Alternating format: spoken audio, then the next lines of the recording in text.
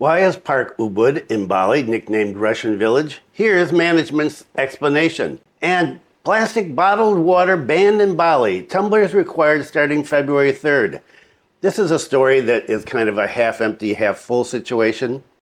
Plastic bottled water is not banned throughout Bali, only in certain situations, in certain areas, and we'll be talking about that. For me, this is a half-full glass. It's something, and a lot, actually. And we'll talk about why coming up. Stay tuned for details on these and other stories.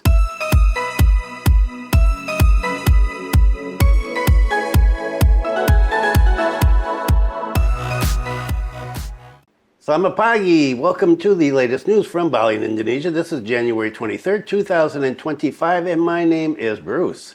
And what is the weather like today? It is another gusty day. Really, really gusty. It's only 9:30 in the morning, and already the wind here in the kampung is up to 14.8 kilometers per hour. And every afternoon it gets more and more intense. And so I know it's going to be windier later on in the day. What about the temperature? Temperature 29.8 degrees Celsius and the humidity 75%. Partially cloudy or partly sunny, depending on which way you want to look at it. I'm looking at things more glass half full today. I'm in a good mood. And, well, things are happening here slowly. Things happen in Indonesia slowly. But that's the way things generally go. And so I'm looking at those and saying, instead of, why aren't they doing all this over here? Why aren't you they're doing some stuff and some good things. There's the free meals for kids and pregnant women. Some places in Bali are giving out uniforms for kids that are too poor to buy their own uniforms. There's government assistance in repairing houses that have been damaged by the extreme weather here. And there's this bottled water thing that's going on in government offices and schools and other businesses owned by the government. And so we're going to talk about that. So let's think positive today. And there is so much to talk about. Okay, so let's get to it. Why is PARQ Ubud in Bali nicknamed Russian Village? Here's management's explanation. PARQ Ubud, a tourist accommodation located on Jalan Sriwidari in Tegalalang, has been known for quite a while as the Russian Village. The nickname arose because the majority of guests staying there were Russian citizens, generally around 50%, although sometimes it seemed like everybody was Russian, I guess, according to people around the area. However, PARQ Ubud management emphasized that this nickname was not quite right. According to PARQ Ubud General Manager Imade Dwi Surya Permadi, PARQ does not exclusively serve Russian guests. Only around 50% of the guests are Russians. Others come from Kazakhstan, Germany, Indonesia, and other places. In addition, the establishment of PARQ has nothing to do with Russia. He said, if you say that we specifically accept Russian guests, I say 100% no. We have never blocked non-Russians from coming here. Anyone can come here. Even the data on guests staying here can be ascertained to be about 50 to 60% Russian, the rest non-Russian. He added that there was no data collection for guests who were not staying overnight. Sometimes guests come there, they go to the cafe, the coffee shop, the co-working space. Only if they stay there are they asked to see their passports. So that's where they get their data collection. Dwi Surya said the PARQ is basically a hotel like any other hotel, but the way it is packaged is different. The hotel layout is generally the restaurant or bar and the cafe are at the back, but PARQ's layout is at the front. He said when you enter, there's no portal and no one asks where you were going or who you were looking for. No one. When you arrive at the lobby, most people who have just come here ask, what is this? What's here? Rates or prices for PARQ Ubud rooms per night, somewhere around 1.5 million to 2 million per night, but management has weekly and monthly packages. So this is not a cheap place to stay. Regarding the fact that PARQ Ubud is said to be a tourist village, he said there aren't that many rooms here. There's certainly not as many rooms here as in other places, so you could call those places villages, but not this place. We have some people that stay here for a long term and other people that are here for a night or 2 nights, and then a lot of other people that just come here and don't even stay here. So this is not really a village. And what about claims from people that the ownership is Russian? He said it is owned by I Gusti Nura Eka City Mantra, who is the owner of the land, in partnership with Andre Frey from Germany and William Wibay from the United States. So there's no Russians who have shares here or ownership. He said management ensures that this property is open to all people, local and foreigner, without discrimination. And the government has come out once again and said, look, we've closed this place down because they are violating regulations. And the government said we are going to be tough on businesses that violate regional regulations. What has PARQ got to say about this? Haven't seen anything in the news yet about this. And so just have to wait and see. I'm not going to make any guesses because, well, ITE laws, I'm always careful about what I say and try to keep it strictly within the facts. And what about the ban on bottled water? Plastic bottled water banned in Bali. Tumblers required starting February 3rd. The Bali Provincial Government has banned the use of plastic bottled water starting February 3rd. All agencies and schools are required to use tumblers. This policy aims to ensure that all regional apparatus, regionally owned enterprises, BUMD, and schools in Bali truly implement restrictions on the use of single-use plastics, said the regional secretary of Bali, Dewa Made Indra. This policy is stated in Circular Letter SE number 2 of 2025 concerning the implementation of Bali Governor Regulation number 97 of 2018 concerning limiting the generation of single-use plastic waste. Indra said, through the SE, all agencies are prevented from providing drinking water and food in plastic packaging, both in the workspace and official activities such as meetings and ceremonial events. All employees are required to bring personal tumblers made of stainless steel or plastic that has been certified BPA-free. Indra emphasized that this policy is also implemented in schools to educate students about reducing plastic waste. He asked principals and teachers to be role models for students and encourage the habit of using tumblers to reduce plastic waste in the school environment. We hope that this policy can be implemented responsibly by all related parties in order to realize a greener and more sustainable Bali. The following is the content of SC number 2 concerning the implementation of Bali Governor Regulation number 97, 2018. In order to optimize the implementation of Bali Governor Regulation number 97, we hereby request your attention as follows. All regional apparatus, regional government-owned enterprises of Bali Provincial Government, and schools within the Bali Provincial Government are not permitted to provide drinking water in plastic packaging, either glass or bottle size, and are not permitted to provide food, cakes, snacks in plastic packaging, wrapping either in the workspace or meetings or at ceremonial events.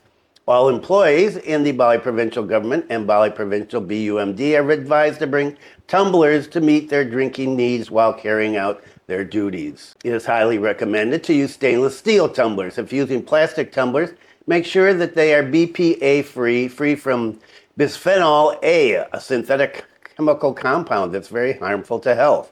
Principals and teachers should be role models and provide education to students in the use of tumblers to reduce and eliminate plastic waste originating from plastic food and beverage packaging.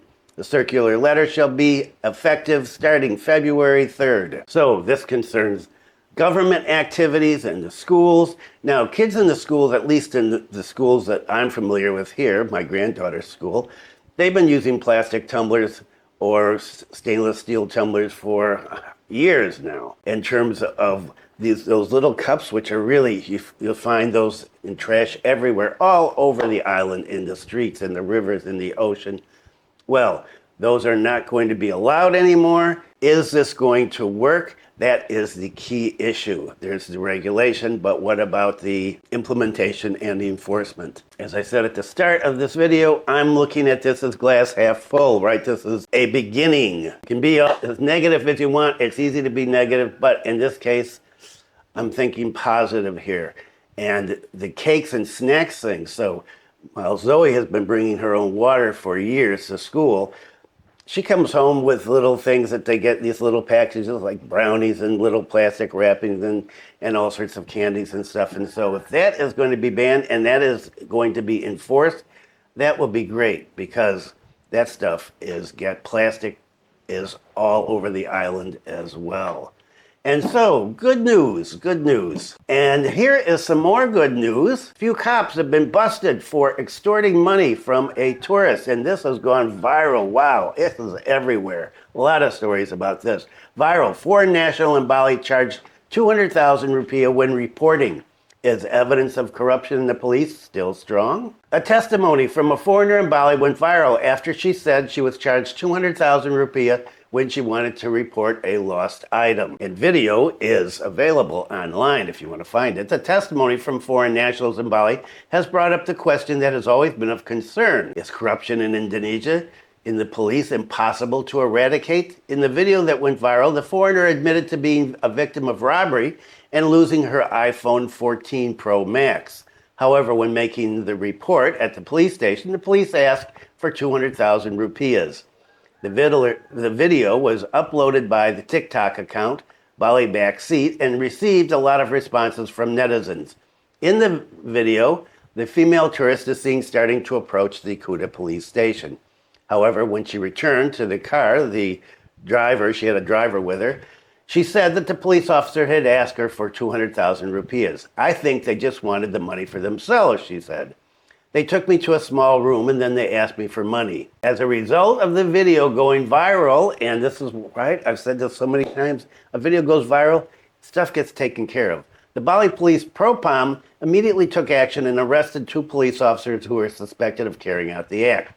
The 2 police personnel were detained in a special placement room. This was after the Bali Police Propam found evidence of violations in the viral case of the foreign national who was charged 200,000 rupiahs when reporting on the pretext of administrative fees. The 2 members admitted that they were willing to help make the report as long as the foreigner gave them 200,000 rupiah for administrative cost, and the foreigner agreed to provide that amount of money, according to the head of public relations of the Bali Police. After the foreigner agreed, a letter of receipt of the report of loss was made and issued, and she was showing it to the driver in the video. The letter stated that the tourist had lost an iPhone on Jalan Legian in Kuta. The head of the public relations of the Bali Police said currently the 2 members are still in the process of being examined and there's sufficient evidence in the form of money requested from the foreign national. So they're in a detention cell, or they were anyway, when this report came out. Sufficient evidence was found that the 2 members had allegedly violated the police professional code of ethics.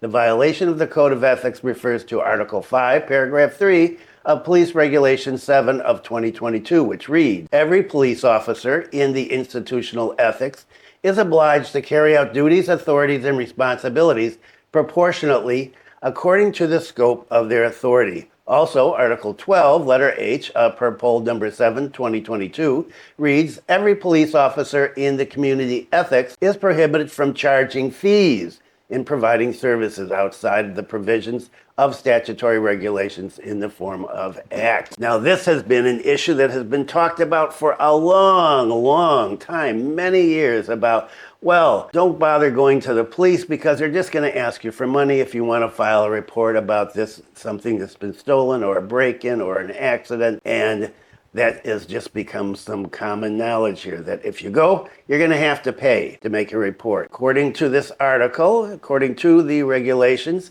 they're not allowed to ask you for money except within certain circumstances. And I guess you could say, please show me the regulation where it says that you can ask me for money for this. With this all over the news, we may see an end to this finally, of police asking people for money to make reports. Let's hope so. And one final thing, BPJS, right, is a health insurance that we have here.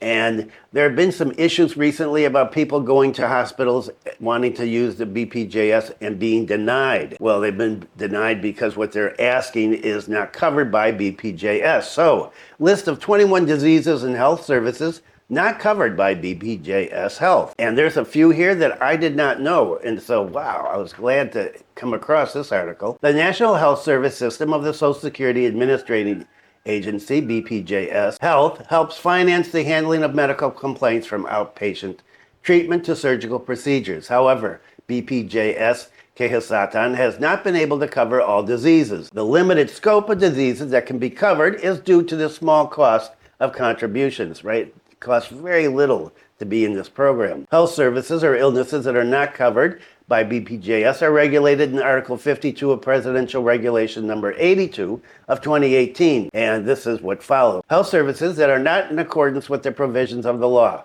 Health services carried out in health facilities that do not cooperate with BPJS Kesehatan except in emergencies. And so some people have gone into hospitals that don't accept BPJS because some do and some don't. And they find out, no, sorry, we don't accept it. And so they have to go somewhere else. Health services for diseases or injuries due to work accidents or work relationships that are guaranteed by the work accident insurance program or are the responsibility of the employer. Health services guaranteed by the mandatory traffic accident insurance program. Health services carried out abroad. Health services for aesthetic purposes. Plastic surgery, for example. Services to overcome infertility. Oh, that's too bad. Teeth straightening or orthodontic services.